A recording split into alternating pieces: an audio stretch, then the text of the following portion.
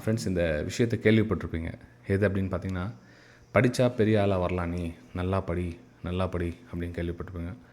அப்படின்னு பார்த்தீங்கன்னா, இப்போ நல்லா படித்தவங்க, இப்போது ஒரு ஃபார் எக்ஸாம்பிள் 10ஆம் கிளாஸ்லேயோ 12ஆம் கிளாஸ்லேயோ ஒரு 100க்கு 100 மார்க் எடுத்திருக்காங்க, நம்பர் ஒன் மிகப்பெரிய படிப்புலாம் படிச்சிருக்காங்க அப்படின்னு பார்த்தீங்கன்னா, அவங்க மோஸ்ட் ஆஃப் த நல்லா படித்தவங்க வந்து சக்ஸஸ் ஆகுது ரொம்ப கம்மி தான். எனக்கு தெரிஞ்சு நான் அந்த ஃப்ராங்காக சொல்லணும் அப்படின்னா, ஒன்றுமே படிக்காதவங்க, அதாவது ஃபெயில் ஆனவங்க, ரொம்ப கம்மியான மார்க் எடுத்தவங்க நல்ல பொசிஷனில் இருப்பாங்க.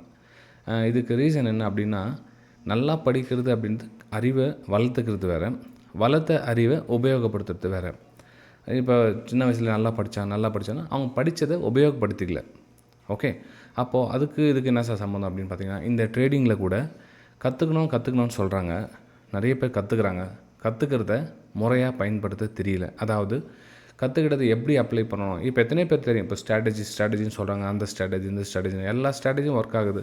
ஆனால் ஏன் அந்த பயன்படுத்த தெரியல அப்படின்னா, பயன்படுத்த தெரியாததுக்கு காரணம் அந்த எமோஷனல்ஸை வந்து அந்த பயன்படுத்த விடாமல் தடுக்குது. உங்களுக்கு என்ன தெரிஞ்சதை உங்களால் அந்த அப்ளை பண்ண முடியல லைவ் மார்க்கெட்டில். அப்போ எங்கே பிரச்சனை நடக்குது அப்படின்னு தெரிஞ்சு அதை நீங்கள் சரிப்படுத்த முயற்சியில் ஈடுபடுங்க.